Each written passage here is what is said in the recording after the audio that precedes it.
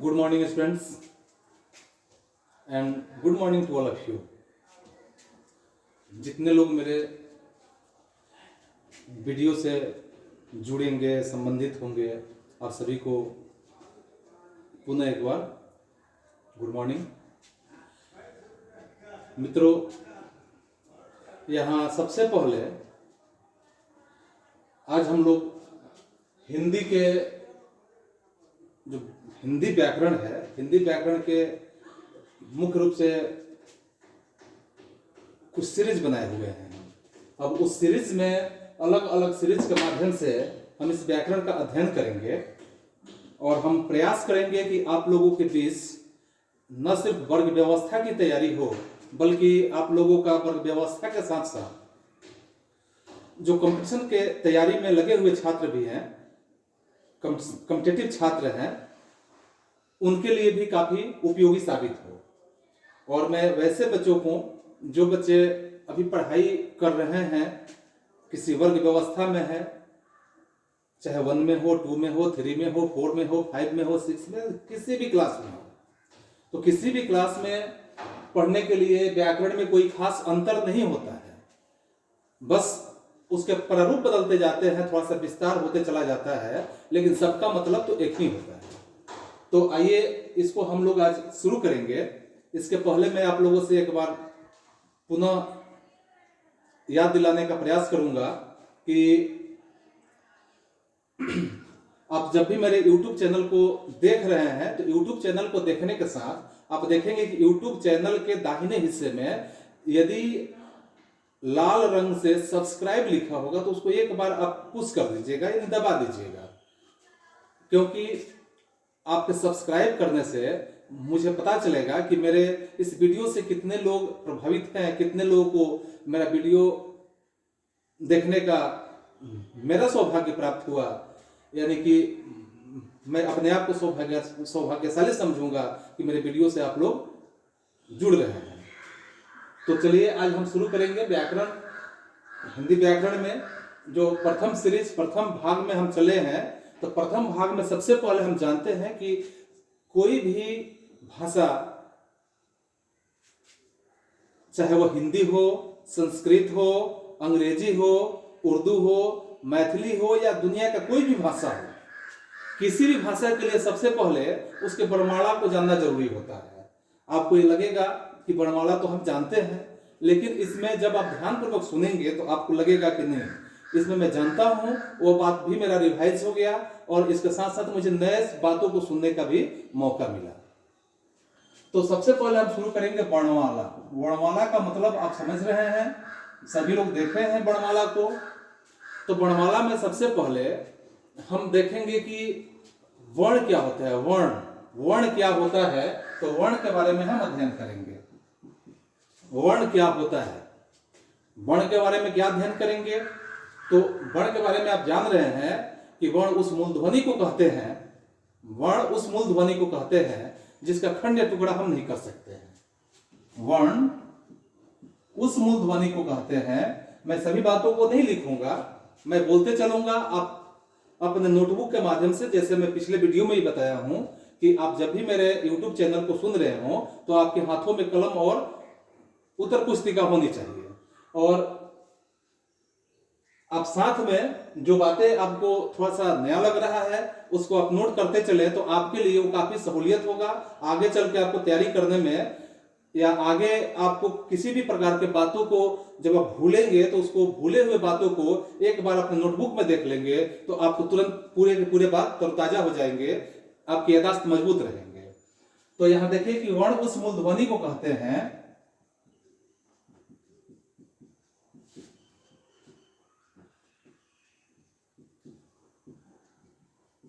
जिसका खंड या टुकड़ा नहीं किया जा सके।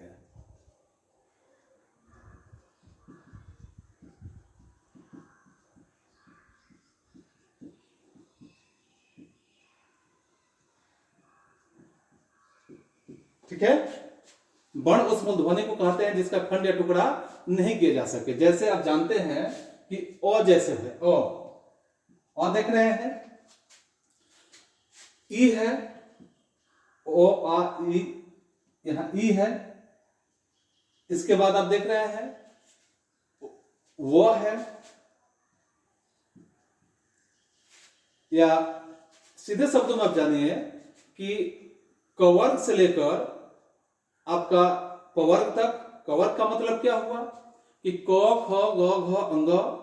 आप ये सोचिएगा कि आपको क ख ग हम पढ़ा रहे हैं, क ख ग को बता रहे हैं, तो नहीं, उसके बारे में उसका अलग अलग खंडन करके हम दिखाएंगे कि इसमें किस वर्ण का कैसे हम प्रयोग करेंगे और किस वर्ण का कहाँ इस्तेमाल होना चाहिए। क्योंकि वर्णों के इस्तेमाल करने में हम अक्सर हिंदी के विषय में चूक कर जाते हैं, ज्यादातर ऐसा होता है, क्योंकि व्याकरण के संदर्भ में हमारी जानकारियां तो होती है लेकिन अधूरी जानकारी के चलते हम कहीं कहीं चूक कर जाते हैं।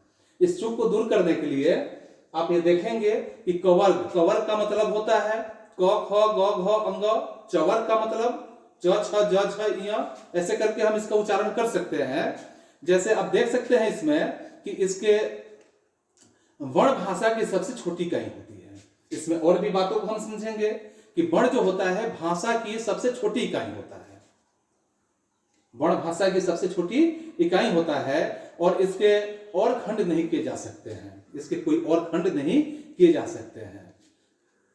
अब इसमें हम कुछ बातों को इस प्रकार से समझेंगे कि राम और गया, राम और हम दो शब्द लिखते हैं और गया दोनों नाम है, ठीक है।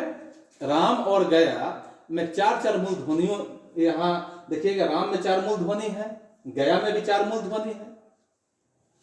4 मूल ध्वनि कैसे है, तो जैसे आप इसको जब खंडन करेंगे तो राम को क्या लिखेंगे, र जोड़ आ जोड़ म जोड़ ओ, क्योंकि र से आ निकाल दिए और म से अ निकाल दिए, ठीक है। तो र जोड़, र में हलंत है आपका, इस सब के बारे में आगे हम चर्चा करेंगे अभी कि र हलंत आ जोड़ म हलंत अ, यानी इसमें 4 मूल ध्वनियां हैं। गया में ठीक उसी तरह से आप देखेंगे, अपने से निकालेंगे ग हलंत अ जोड़ य हलंत आ, यानी गया आपका हो गया। इन्हीं अखंड मूल ध्वनियों को वर्ण कहा जाता है, वर्ण कहा जाता है इन्हीं अखंड मूल ध्वनियों को, यानी जो अखंड मूल ध्वनि होता है इसी अखंड मूल ध्वनि को क्या कहता है, वर्ण कहा जाता है, ठीक है। हर वर्ण की अपनी एक लिपि होती है, जो भी वर्ण होता है सभी वर्ण की अपनी एक लिपि होती है और लिपि को वर्ण संकेत के नाम से जाना जाता है। हर वर्ण की अपनी एक लिपि होती है, जैसे हिंदी की देवनागरी लिपि है, इसको एक बार याद कर लीजिए, हिंदी की देवनागरी है, संस्कृत का भी देवनागरी लिपि है। उसी तरह आप अंग्रेजी जैसे पढ़ते हैं तो अंग्रेजी का क्या हो जाता है आपका, तो रोमन लिपि हो जाता है। उसी तरह आप उर्दू पढ़ते हैं तो उर्दू का आपका क्या हो जाता है, अरबी लिपि हो जाता है। तो अंधे लोगों के लिए जो लिपि बनाई गई है वो आपका ब्रेल लिपि हो जाता है। तो हर वर्ण जो होता है सभी वर्णों की अपनी एक क्या होती है, लिपि होती है, और लिपि को ही क्या कहते हैं, वर्ण संकेत के नाम से जाना जाता है। इस तरह से हिंदी में कुल वर्णों की संख्या कितना होता है आपको मालूम होगा।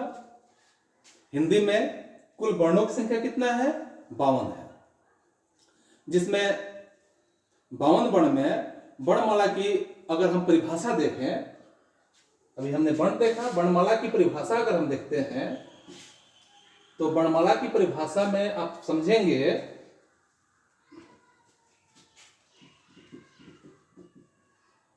वर्णमाला की परिभाषा,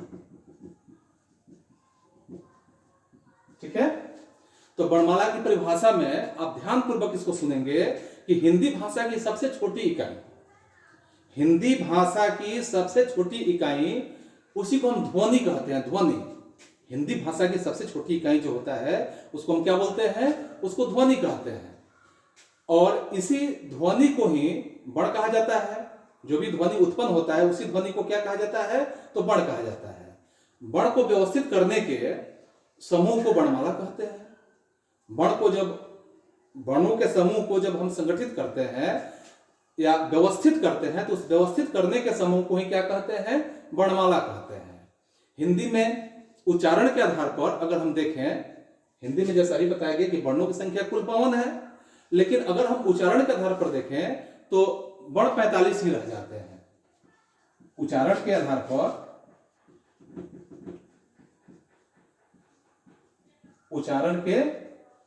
पर आपके वर्ण कितने हो जाते हैं? 45 हो जाते हैं। और 45 होते हैं जिनमें 10 स्वर वर्ण होते हैं। इसमें 10 क्या हो जाते हैं?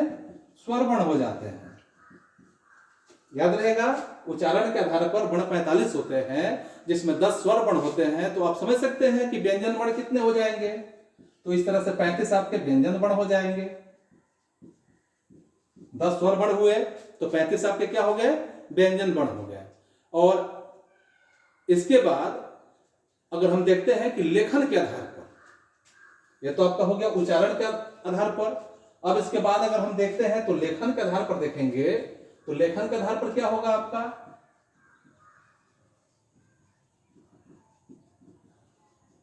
जो भी आधार हम बदलेंगे तो उसमें वर्णों की संख्या बदलेगा। तो लेखन के आधार पर जैसे अभी हमने देखा कि जो अभी 52 वर्णों का जिक्र किया गया था, तो लेखन के आधार पर 52 वर्ण होते हैं। लेखनी जब लिखते हैं तो लिखने के आधार पर कितने वर्ण होते हैं? 52 होते हैं। लेकिन जब हम उच्चारण करते हैं तो उच्चारण के आधार पर कितने वर्ण होते हैं? तो 45 वर्ण होते हैं। दोनों में थोड़ा सा अंतर है, याद रखिएगा इसको। तो इसमें जो होता है 13 जो होते हैं स्वर वर्ण होते हैं। अगर लेखन के आधार पर हम देखें तो स्वर वर्ण की संख्या कितना हो जाएगा? स्वर वर्ण आपके 13 हो जाते हैं, ठीक है। उसी तरह से व्यंजन वर्ण उतना ही रह जाएंगे। व्यंजन वर्ण की संख्या कितना था उसमें उच्चारण में? तो 35 था। तो इसमें भी व्यंजन वर्ण की संख्या 35 रहेंगे। और इसके साथ 4 वर्ण और मिल जाते हैं आपके, जो 4 संयुक्त व्यंजन होते हैं। यानी इसका नाम हो जाता है संयुक्त व्यंजन। संयुक्त व्यंजन वर्ण की संख्या कुल कितना है? 4 है। अब इसमें थोड़ा सा हम बातें करेंगे आपसे कि जिन वर्णों का उच्चारण करते समय, जो भी वर्ण हम उच्चारित करते हैं, तो उच्चारण करते समय सांस श्वसन जो करते हैं, कंठ देख रहे हैं, तालु यानी मुंह का ऊपरी हिस्सा तालु आदि स्थानों से बिना रुके हुए निकलती है। माने इन सब स्थानों से बिना रुके हुए निकलती है। माने जिसमें हम सांस को बिना रुके निकाल लेते हैं, कंठ को बिना रुके निकाल लेते हैं। थोड़ा सा इस पे ध्यान देने वाली बात है, जल्द याद हो जाएगा आपको कि जिन वर्णों को उच्चारण करने में हम सांस को नहीं रोकते हैं, कंठ के बिना निकाल लेते हैं, तालु को माने इसके स्पर्श के बिना ही हम इन वर्णों का उच्चारण कर लेते हैं, वैसे वर्ण को क्या कहते हैं जी? वैसे वर्ण को कहते हैं स्वर वर्ण। वैसे वर्ण को क्या कहते हैं? स्वर वर्ण। और व्यंजन वर्ण के बारे में देखिए कि जिन वर्णों का उच्चारण करते समय, यानी जिन वर्णों का उच्चारण हम करते हैं, तो सांस का, कंठ का, तालु का आदि स्थानों से बिना रुके हुए निकलती है, माने इसके बिना रुके हुए निकल जाती है, उन्हें हम क्या कहते हैं? व्यंजन वर्ण कहते हैं। ऐसे वर्ण को क्या कहते हैं? व्यंजन वर्ण कहते हैं। व्यंजन वर्ण जो होता है, व्यंजन वर्ण के लिए जान लीजिए कि व्यंजन वर्ण जिन वर्णों का उच्चारण करते समय सांस, कंठ, तालु आदि स्थानों से रुक कर निकलती है, वैसे वर्ण को व्यंजन वर्ण कहा जाता है।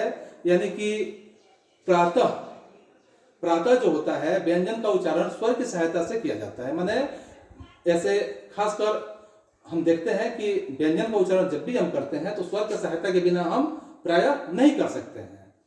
तो हिंदी वर्णमाला के समस्त वर्णों को व्याकरण में 2 भागों में विभक्त किया गया है। हिंदी वर्णमाला के समस्त वर्णों को व्याकरण में, आप हिंदी व्याकरण जो पढ़ रहे हैं, इसमें 2 भागों में बांटा गया है। वह 2 भाग कौन कौन से हैं? तो पहला भाग आपका है स्वर वर्ण और दूसरा भाग क्या है आपका? व्यंजन वर्ण। पहला है आपका स्वर वर्ण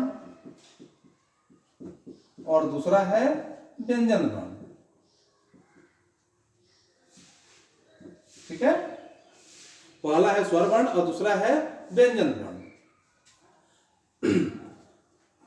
पंचमाक्षर अर्थात वर्णमाला के पंचमाक्षर समझते हैं। पंचमाक्षर अर्थात वर्णमाला जो होते हैं, वर्णमाला में किसी वर्ण का 5वां व्यंजन, पंचाक्षर का मतलब होता है कि वर्णमाला में किसी वर्ण का कौन सा व्यंजन? तो 5वां व्यंजन। जैसे हम क ख ग घ में पंचमाक्षर क्या होता है? अंग होता है। च छ ज झ में क्या होता है? य होता है। ट ठ ड ढ में क्या होता है? अण होता है। त थ द ध में क्या होता है? अन होता है। और प फ ब भ में क्या होता है? म होता है। ये आपका कौन सा वर्ण हो गया? पंचमाक्षर हो गया। पंचमाक्षर का मतलब कि पांचवा अक्षर, किसी भी वर्ण का पांचवा अक्षर। तो इसमें अब हिंदी में इसी पंचमाक्षर को जैसे हम संकेत के रूप में ऐसे लिख सकते हैं कि पंचमाक्षर को हम ऐसे सूचित कर सकते हैं, यानी ऊपर बिंदु होता है। पंचमाक्षर को बिंदु के रूप में हम प्रयोग करते हैं। किसी अक्षर के ऊपर बिंदु जब लगा देते हैं तो इसको हम क्या बोलते हैं? पंचमाक्षर बोलते हैं। क्या बोलेंगे इसको? जब भी बिंदु लगेगा ऊपर तो इसको हम क्या बोलेंगे? पंचमाक्षर बोलेंगे। का प्रचलन अब लगभग बंद सा हो गया है। ऐसे पंचमाक्षर का प्रयोग लगभग अब हम देख रहे हैं कि बंद सा हो गया है। तो हिंदी वर्णमाला के जो समस्त वर्णों को दो भागों में यहाँ बांटा गया है, जिसमें सबसे पहला आपका स्वर वर्ण है और दूसरा क्या है? आपका व्यंजन वर्ण है। तो अब स्वर वर्ण और व्यंजन वर्ण का अलग अलग ढंग से हम जिक्र करेंगे। तो इस जिक्र में क्या देखेंगे कि जिन वर्णों को स्वर में अगर हम इस्तेमाल करते हैं तो स्वर में इस्तेमाल करते हैं, एक में स्वर वर्ण आपका है। आप अपने कॉपी पे नोट करते चले कि जिन वर्णों को स्वतंत्र रूप से बोला जाता है, जिन वर्णों को स्वतंत्र रूप से बोला जा सके या बोला जाता है, वैसे वर्ण को स्वर वर्ण कहा जाता है। परंपरागत रूप से कहा जाता है कि स्वरों की संख्या अभी ऊपर लिखाया गया था कि परंपरागत रूप से स्वरों की संख्या कुल कितना है? तो स्वरों की संख्या कुल 13 है। स्वरों की संख्या कुल कितना है जी? तो स्वरों की संख्या 13 है। अब इसमें आप देख सकते हैं कि स्वरों की संख्या जब 13 है तो 13 के साथ, लेकिन उच्चारण की दृष्टि से अगर देखा जाए तो 10 ही स्वर होते हैं। स्वरों की संख्या कुल कितना है? तो 13 है, लेकिन जब हम उच्चारण के हिसाब से देखें तो 13 के बजाय उच्चारण में क्या होते हैं? 10 का ही उच्चारण किया जाता है। जैसे अभी बताया कि उच्चारण के हिसाब से वर्ण कितने हैं? तो 45 है, और लिखावट के हिसाब से कितने हैं? तो 52 है। तो उसमें भी वर्णन किया गया था कि स्वर की संख्या उच्चारण के हिसाब से कितने हैं? तो 10 है। तो इस तरह से यहाँ उच्चारण के हिसाब से 10 ही स्वर होते हैं। स्वर का अर्थ होता है ऐसा वर्ण जिसका उच्चारण अपने आप हो सके। स्वर का मतलब ही होता है कि ऐसा वर्ण जिसका उच्चारण क्या हो सके? अपने आप हो सके, जिसको उच्चारण के लिए दूसरे वर्ण को मिलने की जरूरत नहीं होती है। अर्थात हम कह सकते हैं कि वैसा वर्ण जिसके उच्चारण करने में किसी अन्य वर्ण की सहायता नहीं ली जाती है। वैसा वर्ण जिसका उच्चारण करने में किसी अन्य वर्ण की सहायता नहीं ली जाती है, वैसे वर्ण को क्या बोलते हैं? स्वर वर्ण बोलते हैं। और इसी का एक दूसरा नाम भी रखा गया है। स्वर वर्ण का एक दूसरा नाम भी यहाँ वर्णन किया गया है, जिसको अच वर्ण कहा जाता है। कौन सा वर्ण कहा जाता है जी? अच वर्ण। ठीक है, यहां स्वर वर्ण का दूसरा नाम है अच वर्ण। और अच वर्ण में जैसे आप देख सकते हैं कि उच्चारण के आधार पर, जैसे आप उच्चारण के आधार पर देखते हैं कि ओ आ गया, आ, ई आ गया, ई, उ आ गया, उ, ए आ गया, ए, ओ आ गया, औ आदि। ये सब का प्रयोग जो होता है, अब इसके साथ देखिए कि लेखन के आधार पर भी होता है। लेखन के आधार पर स्वर होते हैं। तो लेखन के आधार पर क्या होते हैं? ओ, आ, ई, उ, ए, ओ, औ, अ और री आदि। इतने शब्द आते, इतने वर्ण आते हैं। अब स्वर के अलग अलग रूप से हम देखें तो स्वर के भी कुछ भेद होते हैं। जैसे स्वर वर्ण का अगर हम प्रयोग कर रहे हैं, स्वर का यहाँ देख रहे हैं तो स्वर के भी भेद होते हैं। स्वर के कितने भेद होते हैं? तो स्वर के 2 भेद होते हैं। स्वर के कितने भेद होते हैं? स्वर के 2 भेद होते हैं। सबसे पहला होता है मूल स्वर। ठीक है, पहला होता है मूल स्वर और दूसरा होता है संयुक्त स्वर। मूल स्वर और संयुक्त स्वर। तो मूल स्वर में आप देखेंगे कि मूल स्वर जो होता है, मूल स्वर के 3 भेद होते हैं। मूल स्वर स्वयं 3 भेद लेकर रखा हुआ है, जिसमें एक को कहा जाता है ह्रस्व स्वर, 2 को कहा जाता है दीर्घ स्वर और तीसरे को कहा जाता है संयुक्त स्वर। ह्रस्व स्वर, दीर्घ स्वर और संयुक्त स्वर। यहां संयुक्त स्वर, तो ह्रस्व स्वर के बारे में आप परिभाषा जब देखेंगे तो ह्रस्व स्वर में आप नोट करेंगे कि ह्रस्व स्वर के परिभाषा जो है कि जिन स्वरों के उच्चारण में बिल्कुल कम समय लगता है, जिस स्वर को उच्चारण करने में बिल्कुल कम समय लगता है, वैसे स्वर को क्या कहते हैं? तो वैसे स्वर को मूल स्वर कहते हैं। यानी मूल स्वर मूल रूप से 4 है। मूल स्वर मूल रूप से कितने हैं? यानी मूल स्वर जो है या ह्रस्व स्वर मूल रूप से कितने हैं? या 4 है। ये 4 कौन कौन सा है? तो 4 में आपका हो जाता है अ हो गया, ई हो गया, अ ई उ ए। कितने हो गए? ये 4 हो गए, अ उ ई और ए, मात्र 4 हो गए। इसके बाद आप ह्रस्व स्वर के बाद देखेंगे, ह्रस्व स्वर के बाद आपका जो आता है दीर्घ स्वर। तो दीर्घ स्वर के बारे में जानिए कि जिन स्वरों को उच्चारण करने में, जिन स्वर वर्णों को उच्चारण करने में ह्रस्व स्वर से दुगुना समय लगता है, यानी ह्रस्व स्वर के जो उच्चारण किए, ह्रस्व स्वर से जो दुगुना समय लगता है, वैसे स्वर को क्या कहते हैं? वैसे स्वर को दीर्घ स्वर कहते हैं। और उन्हें दीर्घ स्वर भी कहा जाता है। दीर्घ स्वर मूल रूप से 7 होते हैं। दीर्घ स्वर की कुल संख्याएं कितनी है? तो दीर्घ स्वर की 7 संख्याएं हैं। और 7 संख्याओं में जैसे आप देख सकते हैं कि आ गया, ई आ गया, उ, इसके बाद ए, ऐसे करके आपके दीर्घ स्वर के कुल संख्याएं कितने हैं? 7 है। इसके साथ साथ हम देखेंगे थोड़ा बीच में प्लुत स्वर। प्लुत स्वर क्या होता है? तो जिन स्वर के उच्चारण में, जिन स्वर के उच्चारण करने में दीर्घ से भी अधिक समय लगता है, जिन स्वर को उच्चारण करने में दीर्घ से भी अधिक समय लगता है, वैसे स्वर को क्या कहते हैं? प्लुत स्वर कहते हैं। प्राय इसका प्रयोग दूर से बोलने में किया जाता है। प्लुत स्वर का प्रयोग खासकर वैसे संदर्भ में किया जाता है, दूर से बोलने का संदर्भ में किया जाता है। और दूर से बोलने का संदर्भ में किया जाता है, जैसे इसका चिन्ह क्या होता है? प्लुत स्वर का चिन्ह क्या है? ये प्लुत स्वर है। अब इसका उच्चारण हम दूर से बोलने में कैसे कहते हैं? तो जैसे अगर हम बोलते हैं कि सुनो, सुनो, ये आपका क्या है? प्लुत स्वर है। जैसे हम कहते हैं कि राम, तो यह बोलते हैं तो इसमें क्या है कि ये प्लुत स्वर है आपका। तो प्लुत स्वर का प्रयोग इसी प्रकार से किया जाता है। हिंदी में साधारणतः प्लुत का प्रयोग अब नहीं के बराबर होता है। प्लुत का प्रयोग पहले होता था ज्यादातर, लेकिन आज के संदर्भ में प्लुत का प्रयोग सबसे ज्यादा संस्कृत में किया जाता है। वैदिक भाषा में प्लुत स्वर का प्रयोग अधिक हुआ है।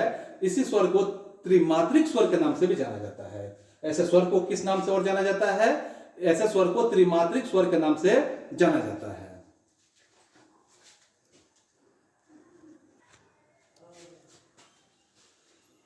इसके बाद आपका आता है व्यंजन वर्ण।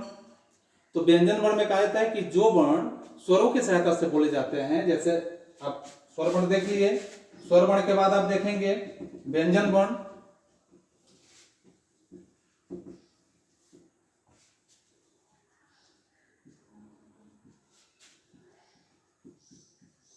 तो व्यंजन वर्ण में आप जानिए कि जो वर्ण स्वरों की सहायता से बोले जाते हैं, अर्थात हम सीधे शब्दों में कह सकते हैं कि जिस वर्ण के उच्चारण करने में या जिस व्यंजन वर्ण का उच्चारण करने में स्वर की सहायता ली जाती है, वैसे वर्ण को व्यंजन वर्ण कहा जाता है। हर व्यंजन के उच्चारण में हर जो भी वर्ण होता है वह स्वर के सहायता के बिना नहीं बोला जाता है। यानी स्वर की सहायता में जैसे अ के बिना व्यंजन का उच्चारण नहीं हो सकता है। और जो वर्ण है अ के बिना व्यंजन वर्ण का उच्चारण नहीं हो सकता है। और इसके साथ हम ये देखेंगे कि जैसे दूसरे वर्ण है स्वर से मिले बिना व्यंजन वर्ण का उच्चारण हम नहीं कर सकते हैं। व्यंजनों की संख्या कुल कितनी होती है? तो व्यंजनों की संख्या कुल 33 होती है, जबकि कुल व्यंजन ऐसे कितने माने गए हैं? 35 माने गए हैं। कुल व्यंजन कितने माने गए हैं? तो 35 माने गए हैं। और 2 उचित व्यंजन के रूप में जाना जाता है, जो आयोगवाह के नाम से जाने जाते हैं। उचित व्यंजन, दो जो हो जाते हैं, इसमें से कौन सा व्यंजन हो जाता है? उचित व्यंजन हो जाता है, और इस उचित व्यंजन को अयोग्यवाह व्यंजन के नाम से जाना जाता है। इसके बाद अब व्यंजन के हम भेद देखेंगे कि व्यंजन वर्ण के कितने भेद होते हैं। तो व्यंजन वर्ण के भेद में जैसे हम देखेंगे कि व्यंजन वर्ण के भी 3 भेद होते हैं। व्यंजन वर्ण के कितने भेद होते हैं? 3 भेद होते हैं। एक में आपका हो गया स्पर्श व्यंजन। कौन सा व्यंजन हुआ आपका? स्पर्श व्यंजन। दूसरा हुआ आपका अंतस्थ व्यंजन।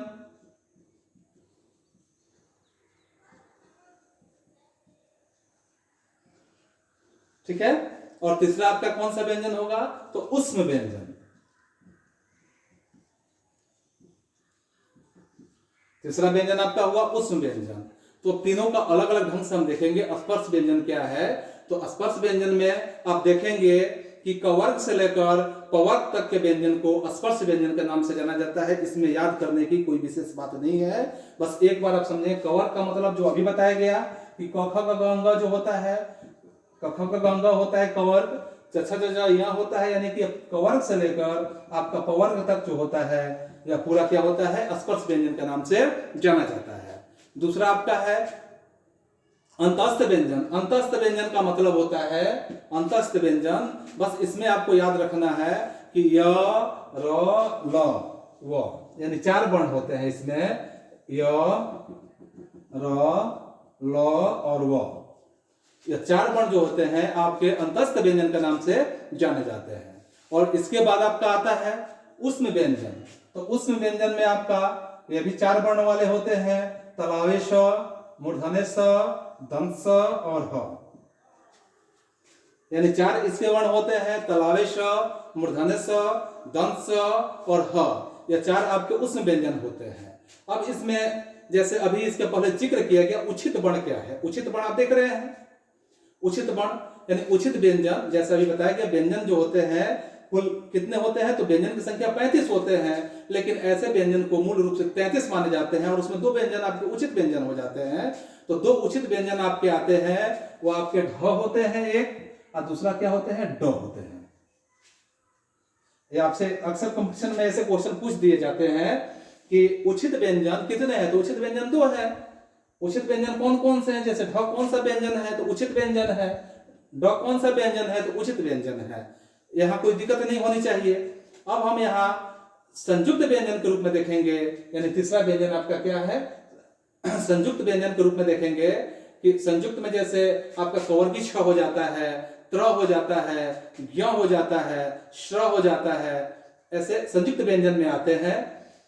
अब यहाँ इससे कुछ आगे बढ़ते हैं, हम आगे में देखेंगे कि घोष और अघोष क्या होते हैं। वर्णों में जैसे आप देखेंगे कि घोष और अघोष क्या होते हैं, या अघोष और संघोष क्या होते हैं। अघोष, संघोष नाम सुने हुए हैं, अघोष संघोष। तो जब भी हम कोई वर्ण का उच्चारण करते हैं, अपने मुख मुद्रा से उच्चारण करते हैं, तो कंपन के आधार पर हिंदी वर्णमाला में 2 भेद होते हैं। यानी कंपन के आधार पर हिंदी वर्णमाला में कितने भेद हो जाते हैं? 2 भेद हो जाते हैं। एक अघोष हो जाता है, दूसरा क्या हो जाता है? आपका संघोष हो जाते हैं, या कंपन के आधार पर होते हैं। तो अघोष व्यंजन क्या होता है? तो इसकी संख्याएं कुल 13 होती है। अघोष व्यंजन की कुल संख्याएं कितनी है? तो अघोष व्यंजन की कुल संख्याएं 13 है। यह 13 कौन कौन सा है?